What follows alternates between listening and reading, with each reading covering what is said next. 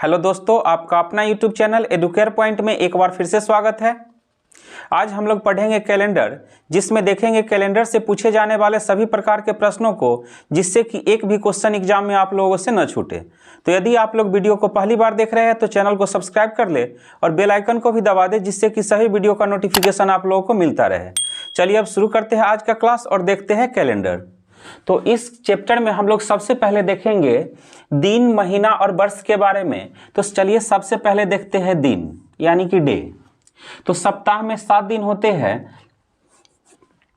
सप्ताह का प्रथम दिन कौन सा दिन होता है? सोमवार। सोमवार के बाद होता है मंगलवार, बुधवार, गुरुवार, शुक्रवार, शनिवार और रविवार। तो सप्ताह का प्रथम दिन कौन सा दिन होता है? सोमवार। और शनिवार और रविवार को हम लोग बोलते हैं सप्ताहांत यानी कि वीकेंड। तो सोमवार, मंगलवार, बुधवार, गुरुवार, शुक्रवार, शनिवार, रविवार यानी कि सप्ताह में 7 दिन होते हैं। अब चलिए देखते हैं महीना। महीना तो साल में 12 महीने होते हैं। पहला महीना कौन सा होता है? जनवरी। उसके बाद होता है फरवरी, मार्च, अप्रैल, मई, जून, जुलाई, अगस्त, सितंबर, अक्टूबर, नवंबर और दिसंबर। इसमें से कुछ महीना 30 दिनों का होता है, कुछ 31 दिनों का होता है और एक महीना है जो 28 या 29 दिनों का होता है। तो चलिए देखते हैं कि कौन सा महीना कितने दिनों का होता है। तो जनवरी 31 दिनों का होता है, फरवरी 28 या 29 दिनों का होता है, मार्च 31 दिनों का होता है, अप्रैल 30 दिनों का होता है, मई 31 दिनों का होता है, जून में 30 दिन होते हैं, जुलाई और अगस्त दोनों में 31 दिन होते हैं। यानी कि जुलाई और अगस्त ही ऐसा 2 महीना है जो लगातार 31 दिनों का होता है। सितंबर में 30 दिन होते हैं, अक्टूबर में 31 दिन होते हैं, नवंबर में 30 दिन होते हैं और दिसंबर में 31 दिन होते हैं। तो हमें याद रखना है कि जुलाई और अगस्त ही ऐसा 2 महीना है जो लगातार 31 दिनों का होता है। और फरवरी में 28 या 29 दिन होते हैं। तो चलिए देखते हैं कि फरवरी में कब 28 दिन होता है और कब 29 दिन होता है। तो जब लीप वर्ष होगा तो लीप वर्ष में फरवरी 29 दिनों का होता है और साधारण वर्ष में फरवरी 28 दिनों का होता है। तो चलिए आगे अब हम लोग देखते हैं कि साधारण वर्ष और लीप वर्ष क्या होता है। वर्ष तो वर्ष 2 प्रकार के होते हैं, लीप वर्ष और साधारण वर्ष। तो सबसे पहले हम लोग पहचानेंगे कि लीप वर्ष क्या होता है और साधारण वर्ष क्या होता है। तो वर्ष में 4 से भाग देने पर यदि पूरा पूरा कट जाए, हम लोग क्या करेंगे? वर्ष में 4 से भाग देंगे और यदि पूरा पूरा कट जाए तो वह क्या होगा? लीप वर्ष होगा। और 4 से भाग देने पर यदि पूरा पूरा नहीं कटे तो वह क्या होगा? साधारण वर्ष होगा। तो लीप वर्ष में फरवरी 29 दिनों का होता है और साधारण वर्ष में फरवरी 28 दिनों का होता है। लीप वर्ष में कुल मिलाकर के 366 दिन होते हैं और साधारण वर्ष में 365 दिन होते हैं। तो वर्ष में क्या करेंगे? 4 से भाग देंगे। 4 से भाग देने पर यदि पूरा पूरा कट जाए तो वह क्या होगा? लीप वर्ष होगा। और 4 से यदि पूरा पूरा नहीं कट रहा है तो वह क्या होगा? साधारण वर्ष होगा। जैसे हम देखते हैं 1996। अब हमें पता करना है कि 1996 लीप वर्ष है कि साधारण वर्ष है। तो 1996 में क्या करेंगे? 4 से भाग देंगे। तो 96 में 4 से भाग देंगे तो 24 चौका 96 पूरा पूरा कट रहा है। तो 1996 में 4 से भाग देने पर पूरा पूरा कट रहा है। तो 1996 में क्या होगा? लीप वर्ष होगा। चलिए अब ले लेते हैं 2007। तो 2007 में यदि हम 4 से भाग देंगे तो पूरा पूरा नहीं कटेगा। तो 4 से पूरा पूरा नहीं कट रहा है, यानी कि 2007 क्या है? साधारण वर्ष है। तो 4 से भाग देकर के हम लोग चेक कर लेंगे कि कौन सा लीप वर्ष है और कौन सा साधारण वर्ष है। यदि पूरा पूरा कट जाए तो क्या होगा? लीप वर्ष। और 4 से पूरा पूरा नहीं कटे तो साधारण वर्ष होगा। तो हम लोगों को यहाँ पर एक चीज और ध्यान रखना है, यह 4 से काटने वाला नियम जो है शताब्दी वर्ष पर लागू नहीं होता है।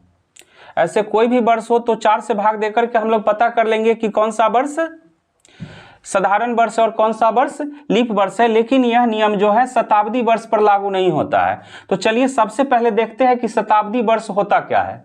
शताब्दी वर्ष यानी कि सेंचुरी, तो वह वर्ष जो 100 के गुणज में हो उसे हम शताब्दी वर्ष कहते हैं। और 4 से काटने वाला जो नियम है इस पर लागू नहीं होता है।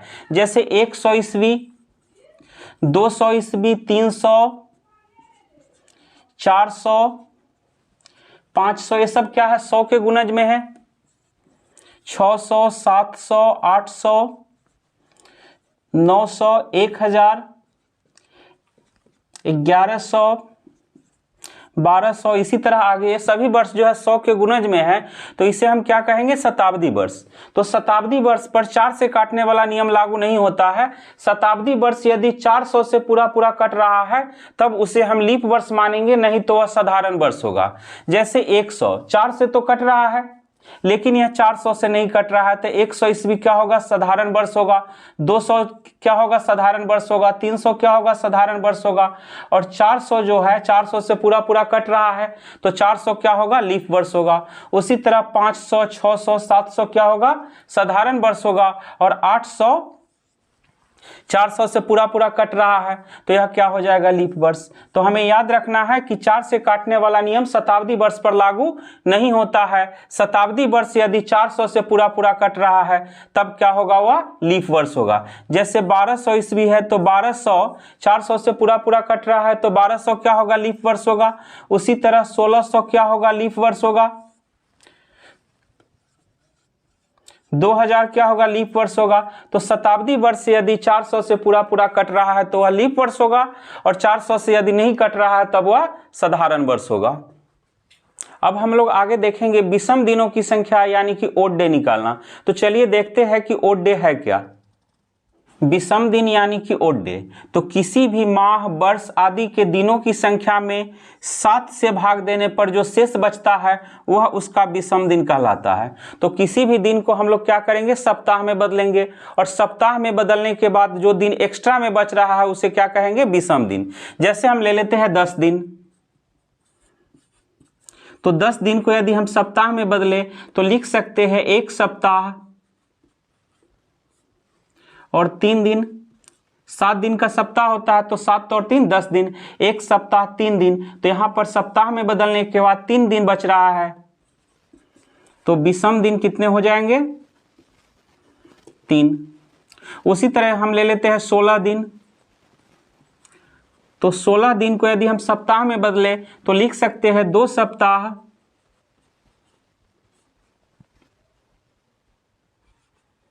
2 दिन।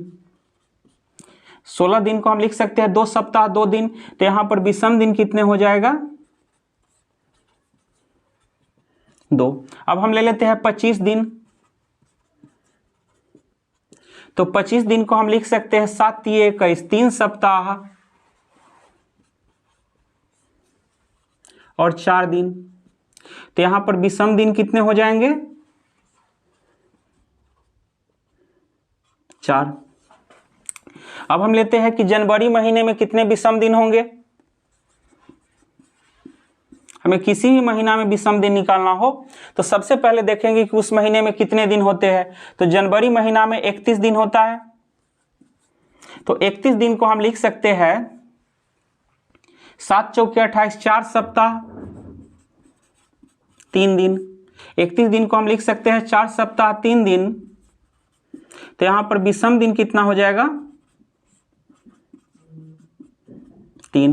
तो किसी भी दिन को हम लोग क्या करेंगे, सप्ताह में बदल लेंगे, और सप्ताह में बदलने के बाद जो एक्स्ट्रा दिन बचेगा उसी को क्या कहेंगे, विषम दिन।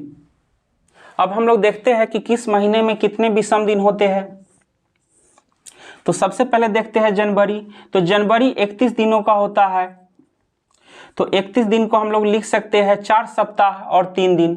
7 × 4 = 28 और 3 31 होता है, तो जनवरी को हम लिख सकते हैं 4 सप्ताह 3 दिन। तो जनवरी में विषम दिन कितने हो जाएंगे, 3।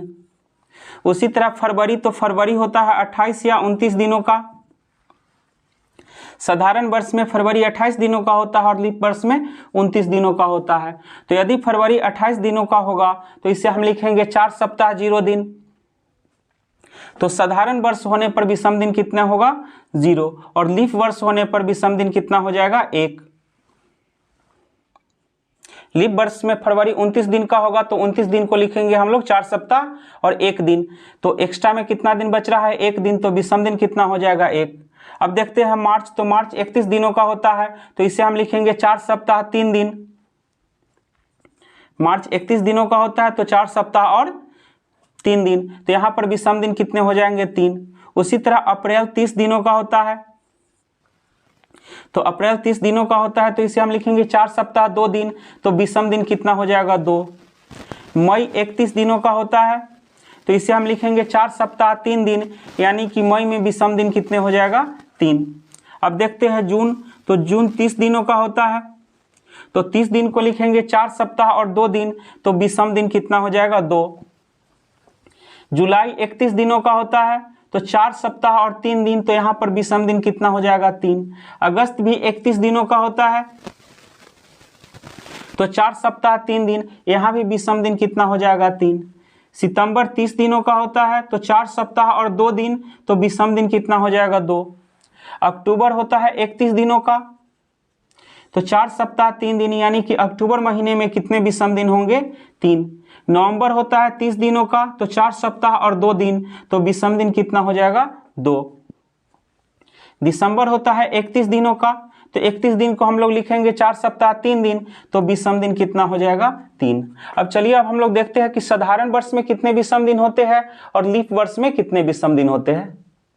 सबसे पहले देखते हैं साधारण वर्ष में कितने विषम दिन होंगे।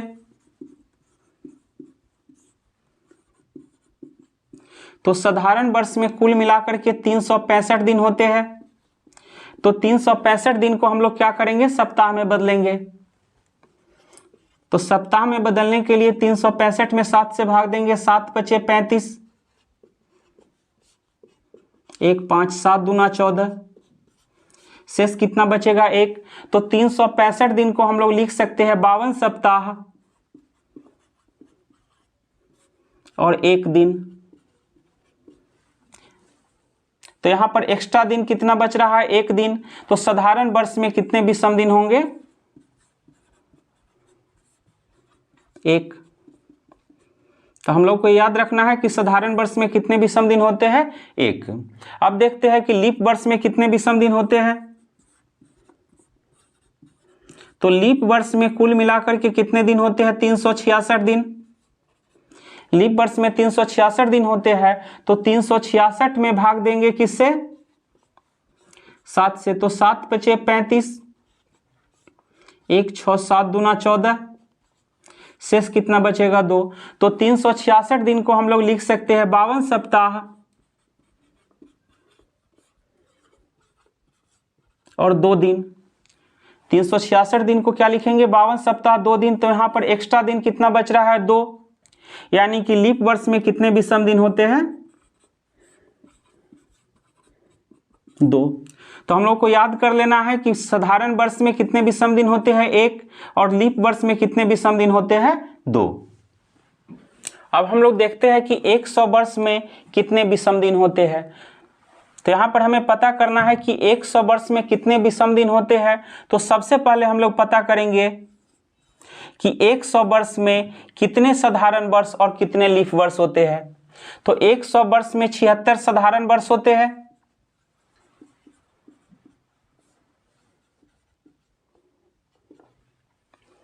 और 24 लीप वर्ष होते हैं। 100 वर्ष में 76 गो साधारण वर्ष और 24 गो लीप वर्ष होता है। तो इससे पहले हम लोग देख चुके हैं कि साधारण वर्ष में विषम दिनों की संख्या होता है 1 और लीप वर्ष में कितने विषम दिन होते हैं 2।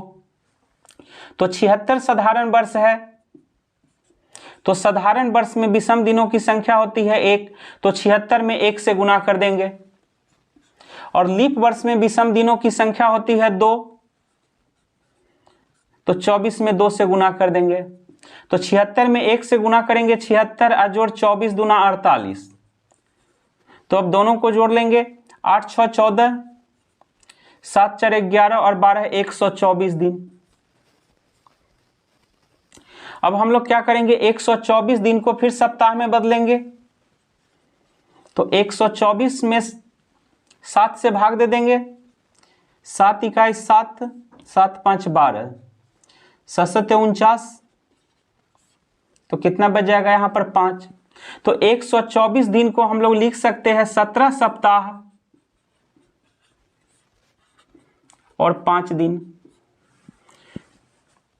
तो 100 वर्ष में कितने विषम दिन हो जाएगा? 5 दिन। यहाँ पर 17 सप्ताह 5 दिन, तो एक्स्ट्रा दिन कितना बच रहा है सप्ताह में बदलने के बाद? 5। तो 100 वर्ष में विषम दिनों की संख्या कितनी हो जाएगी? 5। तो हम लोग याद करें, रख लेंगे कि 100 वर्ष में कितने विषम दिन होते हैं? 5। अब चलिए देखते हैं कि 200 वर्ष में कितने विषम दिन होते हैं। 200 वर्ष में कितने विषम दिन होते हैं? तो सबसे पहले हम लोग देखेंगे कि 200 वर्ष में कितने साधारण वर्ष और कितने लीप वर्ष होते हैं। तो 200 वर्ष में 152 साधारण वर्ष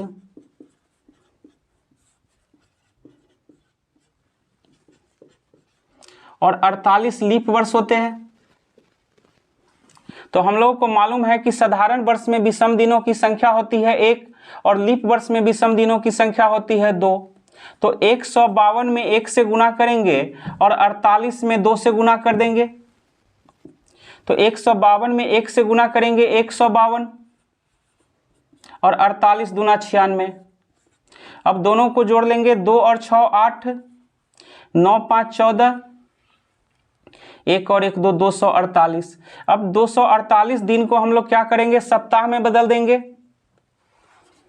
तो 248 में क्या करेंगे? 7 से भाग देंगे, 7 3 21, 3 8, 7 बचे 35, तो शेष कितना बच रहा है? 3।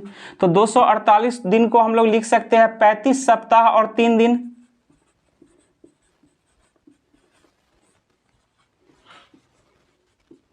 तो यहां पर एक्स्ट्रा दिन कितना बच रहा है? 3।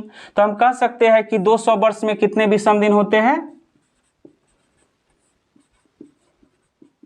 3।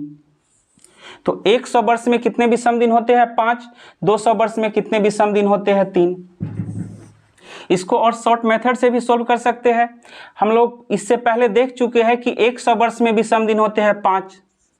तो 200 वर्ष में कितना हो जाएगा? 5 गुने 2 यानी कि 10। 10 दिन को हम लिख सकते हैं 1 सप्ताह 3 दिन, यानी कि 200 वर्ष में कितने विषम दिन होंगे? 3। अब चलिए देखते हैं कि 300 वर्ष में कितने विषम दिन होते हैं। 300 वर्ष में कितने विषम दिन होते हैं? तो सबसे पहले हम लोग देखेंगे कि 300 वर्ष में कितने साधारण वर्ष और कितने लीप वर्ष होते हैं। तो 300 वर्ष में 228 साधारण वर्ष। 100 वर्ष में कितने साधारण वर्ष होते हैं? 76। तो 76 में क्या करेंगे? 3 से गुना कर देंगे, 6 3 18, 7 3 21 और 1 22, 228। यानी कि 300 वर्ष में 228 साधारण वर्ष होते हैं और 24 3 72, 24 3 कितना होता है? 72 लीप वर्ष। तो हमें मालूम है कि साधारण वर्ष में विषम दिनों की संख्या 1 होती है, तो 228 गुने 1, और लीप वर्ष में विषम दिनों की संख्या 2 होता है, तो 72 गुने 2। तो 228 में 1 से गुना करेंगे, कितना हो जाएगा? 228। 72 में 2 से गुना करेंगे, 72 दूना 144। अब सबको जोड़ लेंगे, 8 4 12, 4 2 6 और 1 7, 2 और 1 3, 372। अब 372 को क्या करेंगे? सप्ताह में बदल देंगे। तो 372 में भाग देंगे 7 से, 7 बचे 35, 2 और 2 22, 7 3 21, 1। तो 372 दिन को हम लोग लिख सकते हैं 53 सप्ताह और 1 दिन। तो यहाँ पर एक्स्ट्रा दिन कितना बच रहा है? 1।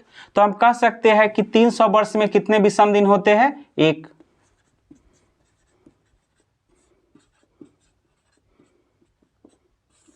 तो 300 वर्ष में कितने विषम दिन होते हैं? 1। इसे हम ऐसे भी निकाल सकते हैं, हमें मालूम है कि 100 वर्ष में विषम दिन कितने होते हैं? 5। तो 300 वर्ष में कितना हो जाएगा 5 गुने 3 यानी कि 15। तो 15 दिन को हम लिख सकते हैं 2 सप्ताह और 1 दिन, 2 सप्ताह और 1 दिन। तो विषम दिन कितने हो जाएंगे 1, यानी कि 300 वर्ष में कितने विषम दिन होते हैं 1। अब चलिए देखते हैं कि 400 वर्ष में कितने विषम दिन होते हैं। 400 वर्ष में कितने विषम दिन होते हैं, तो सबसे पहले हम लोग देखेंगे कि 400 वर्ष में कितने साधारण वर्ष और कितने लीप वर्ष होते हैं। तो हम लोग जानते हैं कि 100 वर्ष में 24 लीप वर्ष होते हैं और 76 साधारण वर्ष। तो 24 में 4 से गुना कर देंगे, 24 चौका 96, और 400वां वर्ष जो है लीप वर्ष है, क्योंकि यह शताब्दी वर्ष है और 400 से पूरी तरह विभाजित है।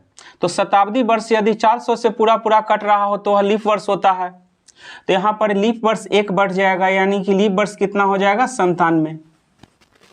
यानी कि 400 वर्ष में कितने लीप वर्ष होगा 97। तो 400 में 97 घटा लेंगे तो कितना बचेगा 303, यानी कि 400 वर्ष में 303 साधारण वर्ष होगा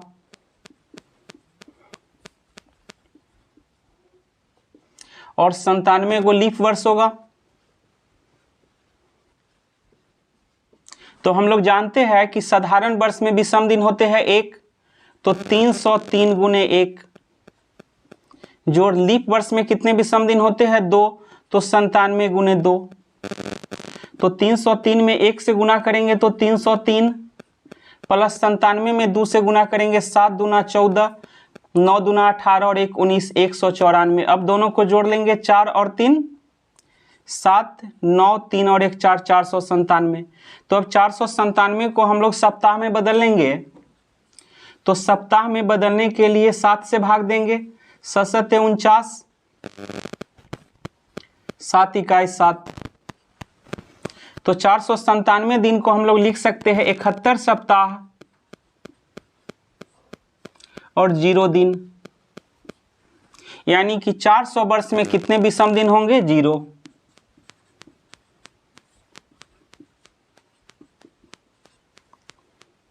तो हम लोग याद रखेंगे कि 400 वर्ष में कितने विषम दिन होते हैं 0।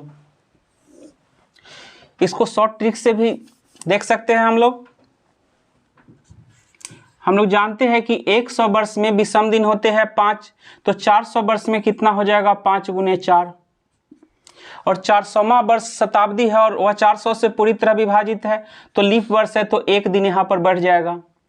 तो 5 चौका 20 और 1 21, 21 दिन को लिखेंगे 3 सप्ताह और 0 दिन, 3 सप्ताह और 0 दिन। तो विषम दिन कितना हो जाएगा 0, यानी कि 400 वर्ष में कितने विषम दिन होते हैं 0। तो हम लोग याद रखेंगे कि 100 वर्ष में कितने विषम दिन होते हैं 5, 200 वर्ष में कितने विषम दिन होते हैं 3, 300 वर्ष में कितने विषम दिन होते हैं 1, और 400 वर्ष में कितने विषम दिन होते हैं 0। तो 100 वर्ष में विषम दिनों की संख्या 5, 200 वर्ष में विषम दिनों की संख्या 3, और 300 वर्ष में विषम दिनों की संख्या 1, और 400 वर्ष में विषम दिनों की संख्या 0। तो इस सभी को मिलाकर के हम लोग एक ट्रिक याद रखेंगे, 5 3 1 0 53 10, 53 10। तो 53 10 यदि हम लोग याद रख लेते हैं तो 100 वर्ष में कितने विषम दिन हो जाएगा 5, 200 वर्ष में 3, 300 वर्ष में 1, और 400 वर्ष में 0। उसी तरह यदि पूछा जाए 500 वर्ष में, तो फिर यहाँ से रिपीट कर देंगे, 500 वर्ष में विषम दिन 5, 600 वर्ष में 3, 700 वर्ष में 1, और 800 वर्ष में 0, 900 वर्ष में 5, 1000 वर्ष में 3, 1100 वर्ष में 1, 1200 वर्ष में 0। तो इसी तरह कितना भी 100 का दिया हुआ रहे तो उसका विषम दिन हम लोग आसानी से निकाल सकते हैं। तो 53 10 से हम लोग शताब्दी का ट्रिक याद रखेंगे। तो चलिए देखते हैं शताब्दी का ट्रिक। अब हम लोग कुछ कोड याद रखेंगे जिससे कि किसी भी तिथि का दिन आसानी से निकाला जा सके। तो इसके लिए हम लोग सबसे पहले देखेंगे शताब्दी का कोड।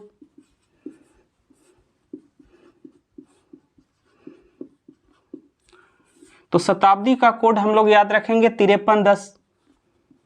इससे पहले हम लोग निकाल चुके हैं 100 वर्ष में विषम दिनों की संख्या 5, 200 वर्षों में 3, 300 वर्षों में 1 और 400 वर्षों में 0। तो यही हो जाएगा शताब्दी का कोड। यानी कि 100 का कोड निकालना है तो 5, 200 का 3, 300 का 1, 400 का 0। उसी तरह 500, 600, 700, 800, 900, 1000, 1100, 1200, 1300, 1400, 1500, 1600, 1700, 1800, 1900, 2000, 2100, 2200, 2300। यानी कि किसी भी शताब्दी का कोड निकालना पड़े तो इस ट्रिक से हम लोग याद रखेंगे। इसके बाद हम लोग एक कोड देखेंगे महीना का कोड। हम लोग 3 कोड याद रखेंगे, एक शताब्दी का कोड, एक महीना का कोड और एक दिन का कोड। तो शताब्दी का कोड हो गया 5310, महीना का कोड हो जाएगा 6225 0351 4624। हम लोग इस कोड को याद रखेंगे 6225 0351 4624। ये महीना का कोड हो गया। यहाँ से अब हम लोग गिन लेंगे जनवरी, फरवरी, मार्च, अप्रैल, मई, जून, जुलाई, अगस्त, सितंबर, अक्टूबर, नवंबर, दिसंबर। यानी कि जनवरी का कोड कितना हो जाएगा 6, फरवरी का कोड 2, मार्च का कोड 2, अप्रैल का कोड 5,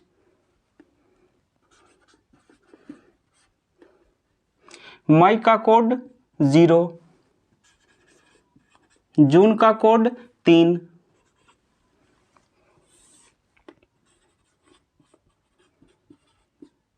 जुलाई का कोड 5, अगस्त का कोड 1,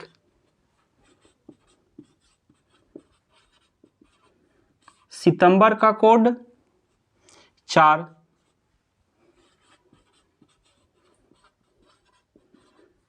अक्टूबर का कोड 6,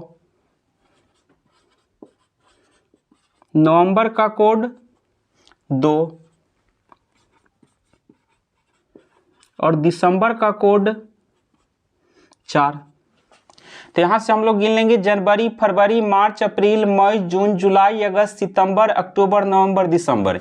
यानी कि 6225 0351 4624। ये क्या हो गया महीना का कोड।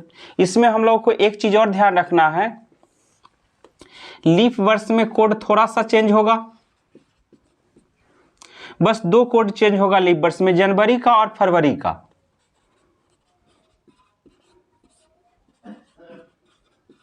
एक दिन कम कर देंगे। जनवरी का कोड 6 है तो लीप वर्ष में जनवरी का कोड कितना हो जाएगा 5, फरवरी का कोड 2 है तो यहां भी एक दिन कम कर देंगे यानी कि 1। तो लीप वर्ष में जनवरी का कोड 5 और फरवरी का कोड हो जाएगा 1। तो हम लोग यहाँ पर देख चुके हैं शताब्दी का कोड और महीना का कोड। अब चलिए देखते हैं दिन का। अब देखते हैं दिन का कोड। अब हम लोग देखते हैं दिन का कोड। तो सप्ताह में कितने दिन होते हैं 7 दिन होते हैं। रविवार, सोमवार, मंगलवार, बुधवार, गुरुवार या बृहस्पतिवार, शुक्रवार, शनिवार। तो दिन का कोड याद रखना एकदम आसान है। रविवार का कोड हम लोग याद रखेंगे 0 और सोमवार से शुरू करेंगे। सोमवार 1, मंगलवार 2, बुधवार 3, गुरुवार 4, शुक्रवार 5 और शनिवार 6।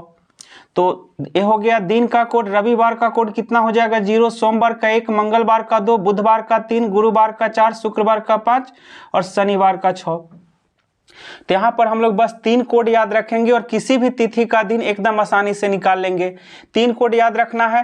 पहला याद रखना है शताब्दी का कोड। तो शताब्दी का कोड कितना है 5310। हम लोग याद रखेंगे शताब्दी का कोड 5310।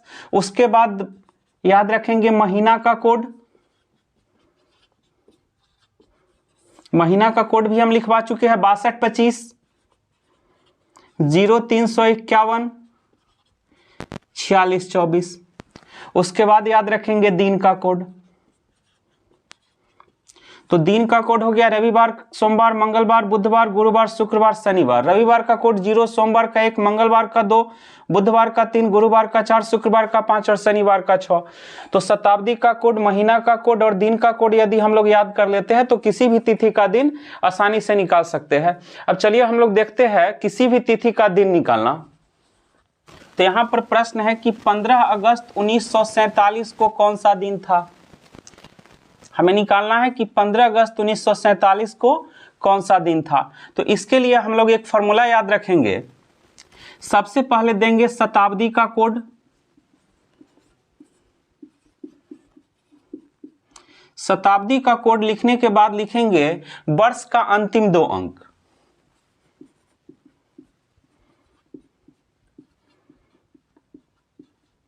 वर्ष का अंतिम 2 अंक। उसके बाद लिखेंगे कि अंतिम 2 अंक में, जैसे अंतिम 2 अंक यहां पर 47 है, तो 47 साल में कितने लीप वर्ष होंगे। अंतिम 2 अंक में लीप वर्ष। उसके बाद लिखेंगे महीना का कोड,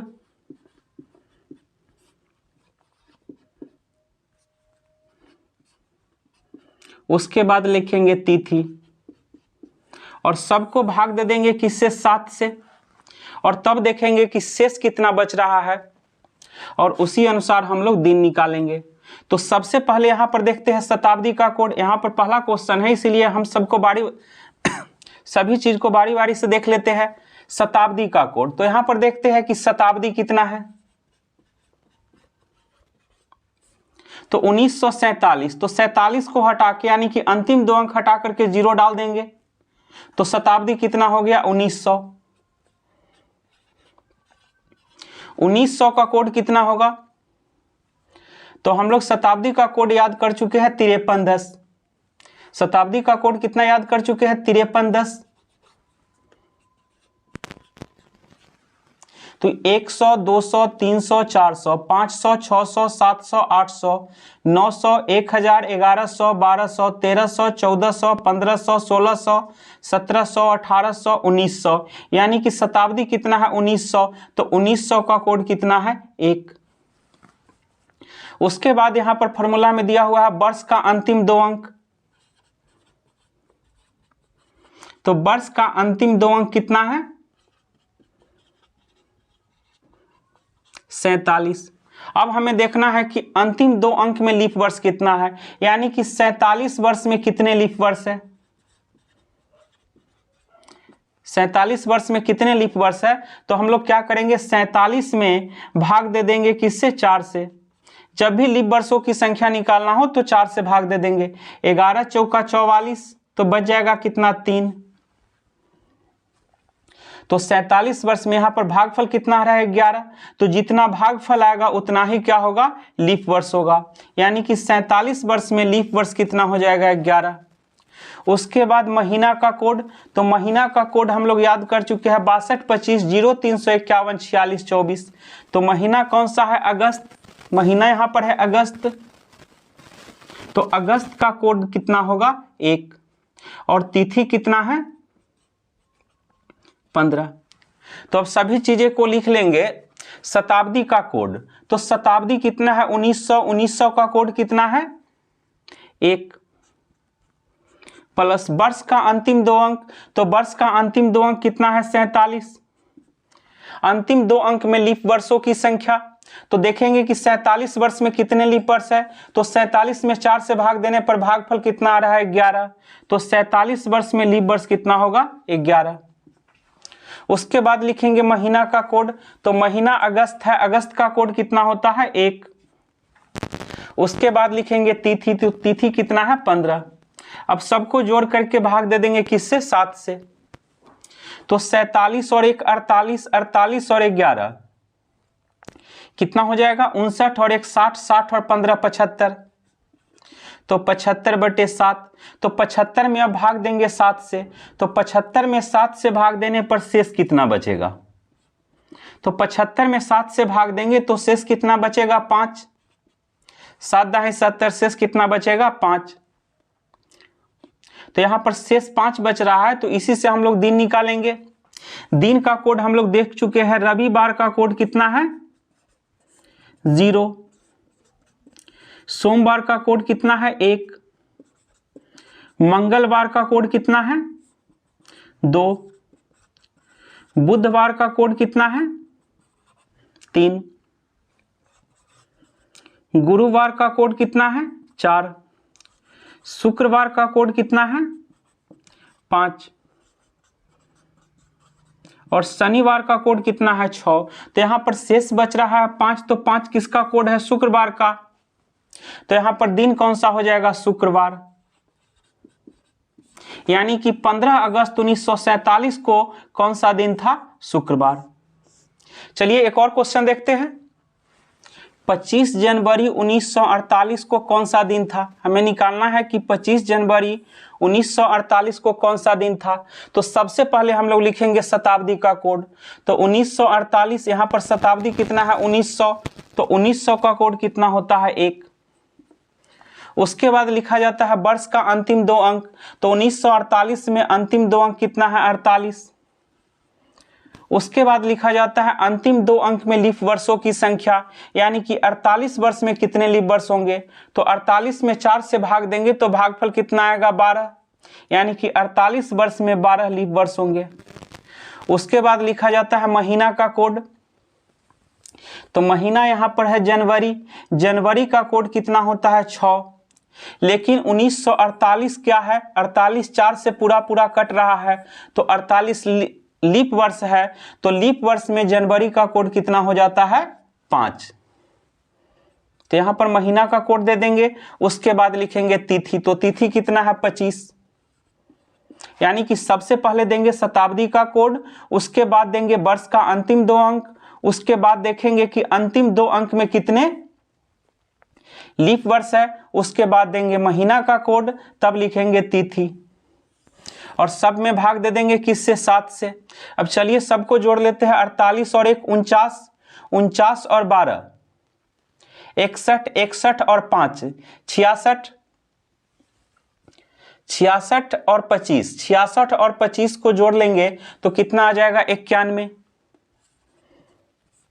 अब 91 में 7 से भाग देंगे तो 13 7 91, पूरा पूरा यहां पर कट रहा है, तो शेष कितना बचेगा? 0। तो शेष बच रहा है 0। तो अब देखेंगे कि दिन के कोड में 0 किसका कोड है? तो 0 किस दिन का कोड है? रविवार का। यानी कि यहां पर कौन सा दिन हो जाएगा? रविवार। यानी कि 25 जनवरी 1948 को कौन सा दिन था? रविवार। तो दोस्तों इस वीडियो को हम लोग यहीं पर समाप्त करते हैं। इसके आगे के वीडियो में हम लोग देखेंगे कैलेंडर के कुछ और बचे हुए प्रश्नों को। तब तक के लिए धन्यवाद।